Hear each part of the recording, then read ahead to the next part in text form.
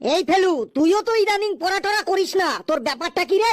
Sir আমি ওই কদিন কলকাতায় ওই মাসির বাড়ি গিয়েছিলাম, তাই পড়াটরা করতে পারিনি। কলকাতায় গেছিলি তার মানে ট্রেনে করে গেছিলি? হ্যাঁ স্যার, ট্রেনে করে গিয়েছিলাম। জীবনে কি এই প্রথম ট্রেনে চাপলি? না স্যার, অনেকবার চেপেছি লোকাল ট্রেনে। বেশ, তাহলে লোকাল ট্রেনে তোর ভ্রমণের অভিজ্ঞতা সম্পর্কে একটু শোনা তো। স্যার লোকাল ট্রেনে ভ্রমণ শোনাচ্ছি স্যার।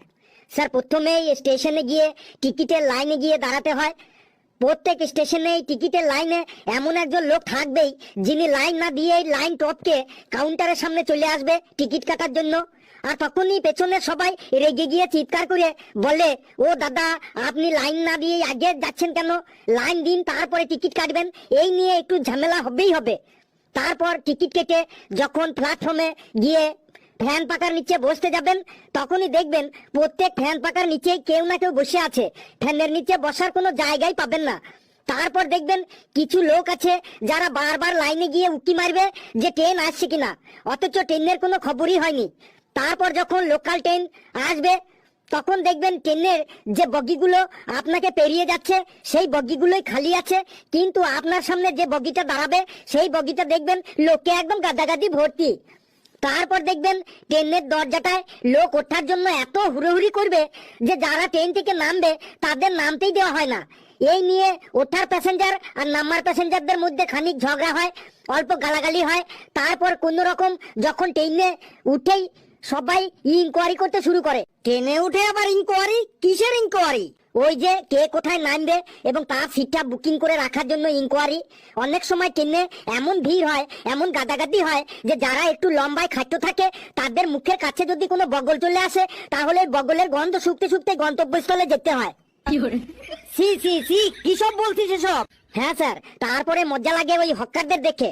এত ভিড়, এত গাদাগাদি যে আপনার পিঠে চুলকানি হলেও আপনি চুলকাতে পারবেন না, কিন্তু হকাররা ঠিক ওই ভিড়ের মধ্যে দিয়ে দৌড়ে দৌড়ে বিক্রি চালিয়ে যাবে। লোকাল ট্রেনে হকারদের স্টাইলটা আমার দারুণ লাগে। একজন বলতে বলতে যাচ্ছে, দেবো নাকি দাদা ছাল ছাড়িয়ে নুন মাখিয়ে, মানে শসা বিক্রি করছে। আরেকজন বলছে, ভালো দই খান মাত্র 10 টাকা, নবদ্বীপের ভালো দই মাত্র 10 টাকায়, ভালো দই খান মাত্র 10 টাকায়। আর তার পেছনেই আরেকজন বলতে বলতে আসছে, খেললেই মরবে, খেললেই মরবে। আমি প্রথমে ভেবেছিলাম ওই দই যে খাবে সেই মরবে, তারপরে দেখলাম ওই লোকটা ইঁদুর আর আরশোলা মারার ওষুধ বিক্রি করছে। তারপরে একজন হকার বলতে বলতে এলো, সবাই কি ভালো হয়ে গেছে? কারো কি আর গ্যাস অম্বল বুক জ্বালা নেই? এদেশে জন্মে গ্যাস অম্বল বুক জ্বালা ছাড়া আর কি পেলাম? বিদেশে জন্মালে ডলার পেতাম। মানে ওই লোকটা আদা চূর্ণ বিক্রি করছে। তারপরে দেখবেন প্রথমে কেউ কিনবে না, হকারটা চেঁচিয়ে যাবে চেঁচিয়ে যাবে, যেই একজনে 1 প্যাকেট কিনলো সাথে সাথেই 10 প্যাকেট বিক্রি হয়ে গেল। আর বলতে হবে না, তুই বস বাবা, তুই বস। বাকিটা শুনুন। ট্রেনের মধ্যে যখন আপনি কারোর সাথে ফোনে কথা বলবেন তখন দেখবেন আপনার আশেপাশে সকল লোকজন আপনার দিকে ফ্যাল ফ্যাল করে তাকিয়ে থাকবে আর আপনার কথা গিলবে। বাপরে বাপ, কত অবজার্ভ করেছিস তুই।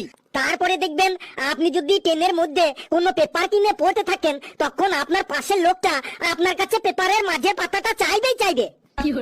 থাম বাবা, এবার তুই থাম, অনেক কাহিনী শুনলাম। স্যার এটাই লাস্ট। ট্রেনে যারা 12 ভাজা ঝালমুড়ি বিক্রি করে তাদের কথার স্টাইলটা খুব ভালো লাগে।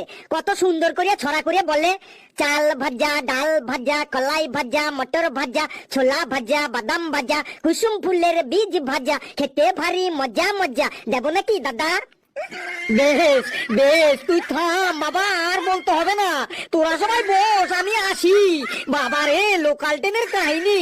বন্ধুরা, লোকাল ট্রেনের ভ্রমণের কাহিনী কেমন লাগলো আপনারা কিন্তু কমেন্টসে অবশ্যই জানাবেন। আর ভিডিওটি ভালো লাগলে লাইক করবেন, যত পারেন শেয়ার